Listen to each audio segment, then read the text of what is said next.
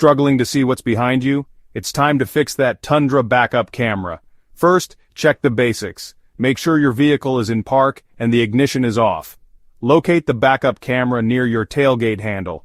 It might just be dirty. Clean the lens gently with a soft cloth.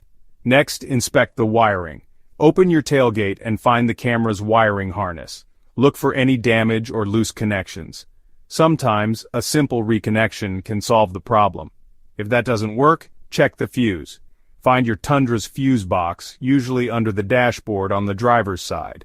Look for the fuse labeled backup camera or rear view camera. If it's blown, replace it with a new one of the same rating. Now, let's reset the system. Switch on your ignition without starting the engine. Locate the settings menu on your display screen.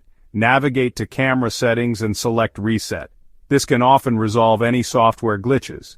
Still having issues? It might be time to consult your owner's manual or contact a professional. Sometimes the problem could be more complex. And there you have it. Basic steps to get your Tundra's backup camera working again. Safe driving.